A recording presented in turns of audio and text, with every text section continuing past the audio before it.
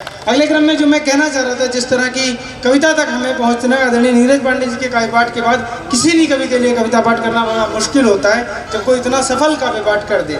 ऐसे मौके पर सबसे पुराने चावल को बुलाया जाता है, जो सबसे मजा हुआ खिलाड़ी होता है, जिसका होम ग्राउंड होता है, जो इस ग्राउंड पर बड़ा हुआ है, जिसको पता है वहाँ पर टप्पा खाएगी तो बॉल बाहर जाएगी और यहाँ वहाँ पड़ेगी तो ये अंदर आएगी, जिसको उस क्रीज का इतना अंदाजा हो कि जो आंखें बंद करके कवर ड्राइव खेल सके।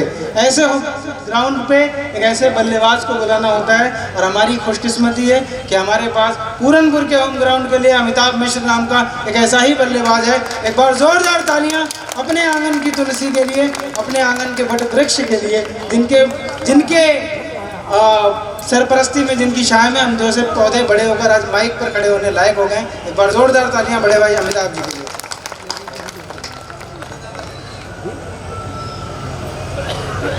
परम आदरणीय मंच, इतने जबरदस्त माहौल में, वातावरण में, खैर जैसा आदेश हुआ है संचालक का, जिस मंच पर इतने अच्छे अच्छे साहित्य के पुरोधा उपस्थित हों और दादा बुद्धिनाथ मिश्र जी की अध्यक्षता हो, तो मैं समझता हूँ कि मैं अपनी कविताएं पढ़कर, अपनी रचनाएं पढ़कर उसमें सुधार ही करवा सकता हूं, और अगर वो मेरी रचनाओं में कुछ सुधार कर दे तो ये अच्छा होगा। मेरा साहस नहीं है कि मैं उनके समक्ष रचनाएं पढ़कर उनकी वाहवाही ले सकूं। सुधार कर दे तो ये बहुत अच्छा रहेगा। दादा बड़ा ज़बरदस्त माहौल छोड़ के गए हमारे, इसीलिए जबरदस्त कहीं को बुलाया गया उसके बाद। मैं इसे कभी कभी हमारी भाषा में कहते हैं बलि का बकरा। हाजिर हूँ आपके समक्ष। नहीं, अगर बकरे की गर्दन तलवार से ज़्यादा मोटी हो तो बलि तलवार की होती है। हाँ, कटती फिर भी है।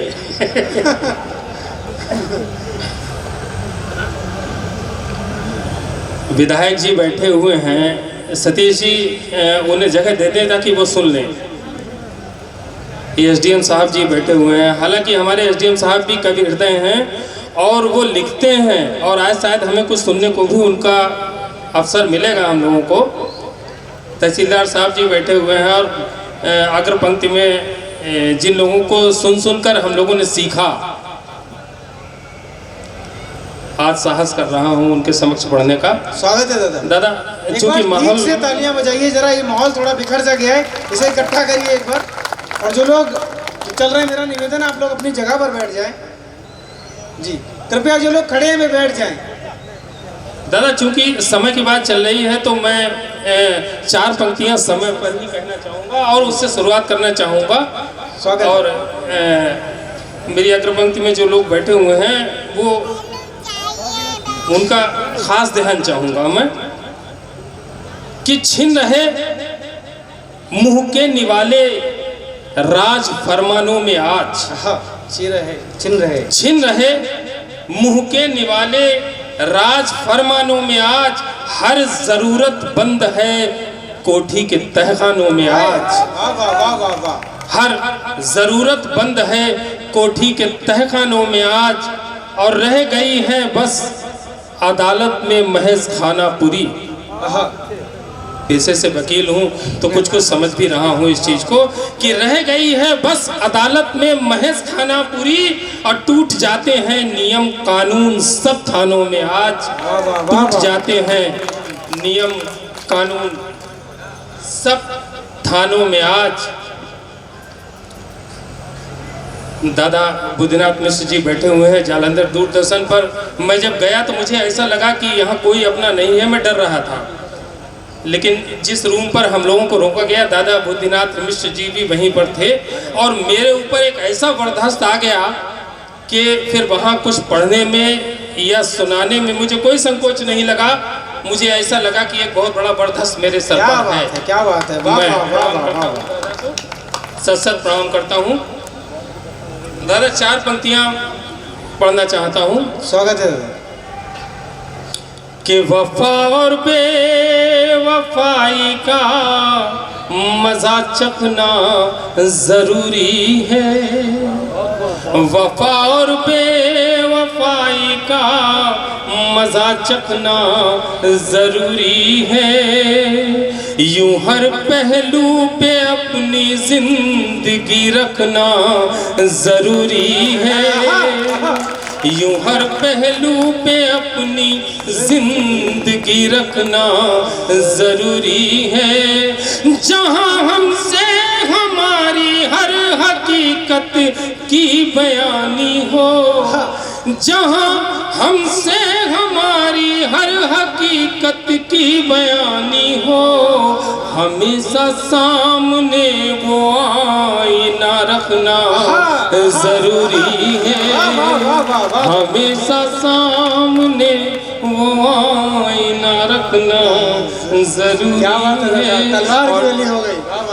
चूँकि दादा बैठे हुए हैं और मैं कई बार यहाँ पर पढ़ चुका हूँ, लेकिन आज दादा बैठे हुए हैं तो मैं सोचता हूँ कि कुछ ना कुछ इसमें सुधार हो जाए इन 4 पंक्तियों में मेरी।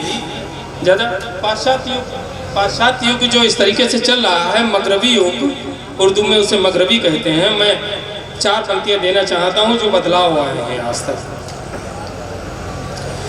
कि वो माँ की लोरियाँ परियों की कहानी न रही। हमारे संजीव भैया ने कहा भी हमसे और मैं पढ़ना चाहता हूँ कि वो माँ की लोरियाँ परियों की कहानी न रही, वो वफाएं वो मोहब्बत की रवानी न रही, वो वफाएं मोहब्बत की रवानी न रही। और मगरबी सर्द हवाओं ने नया ऐसा किया, मगरबी सर्द हवाओं ने नया ऐसा किया। घर में कोई भी बुजुर्गों की निशानी न रही, घर में कोई भी बुजुर्गों की निशानी न रही। दादा 4 पंक्तियाँ और पढ़ना चाहूँगा, आदेश चाहूँगा आपका।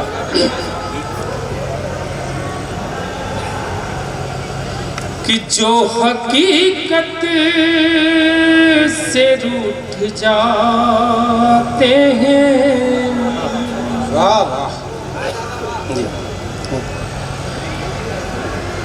जो हकीकत से रूठ जाते हैं, वो ज़माने से छूट जाते हैं।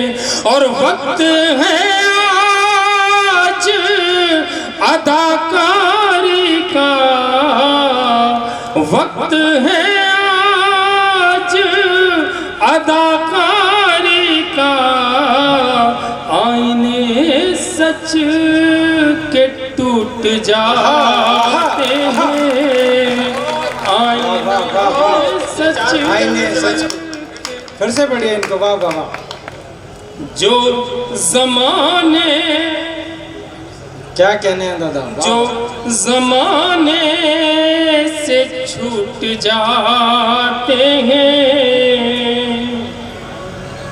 जो हकीकत से रूठ जाते हैं, वो ज़माने से छूट जाते हैं। और वक्त है आज अदाकारी का, आईने सच के टूट जाते। क्या कहना है दादा, वाह वाह वाह।